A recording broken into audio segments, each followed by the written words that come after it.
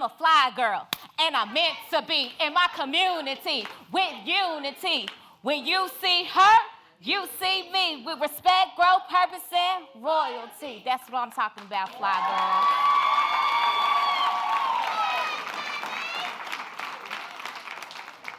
At age 12, my whole world crashed right in front of me. I was sitting in a circle in 6th grade with some girls awaiting our pretty girl bracelet. They were blue and pink, matter of fact. And I knew I was destined to get a pretty girl bracelet because my mom, along with other people, would tell me how beautiful and pretty I was. But it took that one little girl, you know what I'm talking about, to lean into the girl who was weaving the pretty girl bracelets, look at me and whisper, "Don't give Lauren one, she's not pretty." In that instance, I was not only embarrassed, but my external smile turned into internal anger. And I vowed to myself on that day that nobody was going to embarrass me no more, nor your words was going to hurt me, that I was going to hurt you before you hurt me, and you was going to feel my words. But back in 2021, I didn't know I was going to sit around 12 little girls, including my daughter, to tell them the same story that I'm telling you guys. But I added to the twist that how you think, how you feel, and how you act upon a person can affect their future, whether negative or positive. And they're going to have to overcome that thing. Because during the days of my life, from childhood to adulthood, I second-guessed myself. I second-guessed my authenticity and my physical appearance. But now I'm coming to you live in living color right now. As I'm looking at these girls, I realize they actually listening to me. And at that moment, I knew I had to do something. I had to be the beacon of hope, the beacon of light that shines so bright for our young, fearless girls. So on today, I'm going to talk to you guys about how my wild but purposeful childhood experience is now shaping the next generation of our future. Being bold, being them, and being fearless. Imagine a world if we, as whole adults, not half, were to take our mental health seriously. Like, not make it a trend, but take it really serious. Like, stop buying nails and go buy you a therapist or something. All right.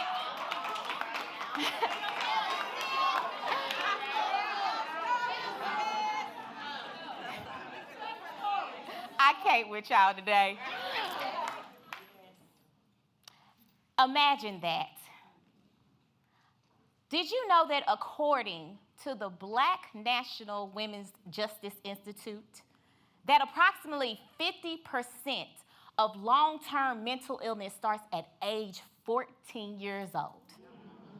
And as I started thinking about that as a former educator, I can understand that, especially young girls.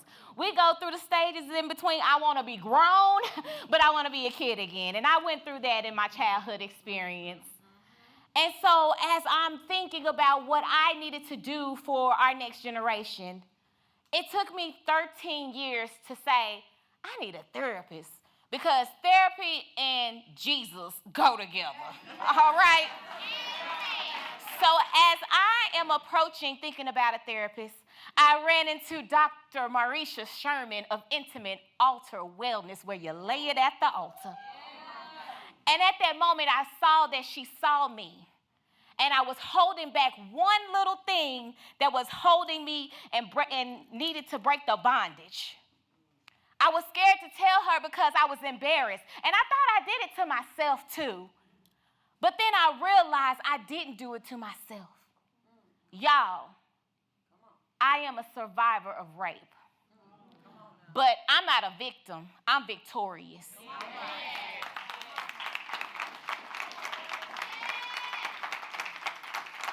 And in that instance, when I had acknowledged that, the chain started to break.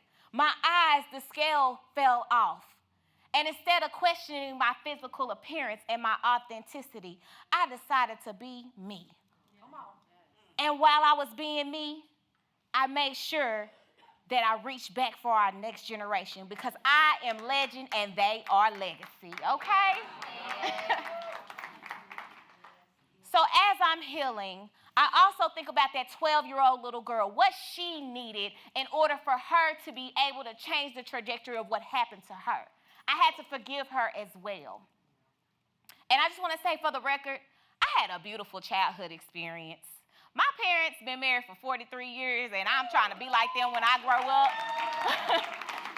And I also want to thank them, and also my beautiful husband, who was patient enough to see my traumas and trigger and still held on to me after 7 years.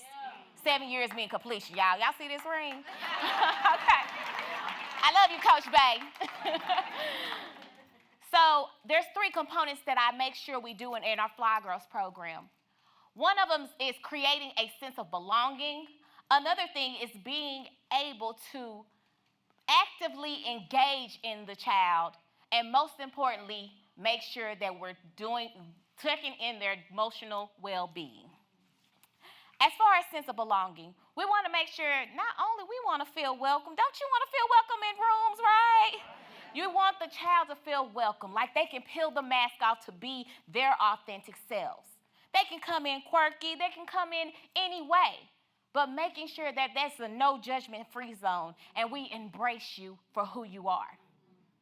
As far as actively engaging in them, I make them put the phones up. How about that? We communicate with each other.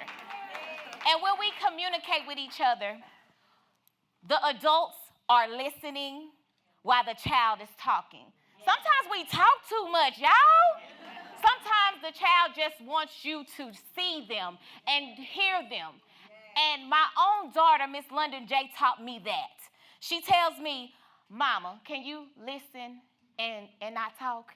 And I have to swallow my pride and say that, because her voice matters. So active engagement is very important. But most importantly, tuning in with their emotional well-being. But the 2 most important emotional well-beings I'm talking about is empathy and boundaries. Because, baby, I didn't know about no empathy and boundaries. When I tell you about that empathy part, I didn't like hugging people. When somebody told me, when I saw somebody crying, I say, stop crying. Stop being a punk. Suck it up. But now I know what empathy looks like. And boundaries, baby, I was a yes man. And can y'all attest to being a yes man or a people pleaser sometimes?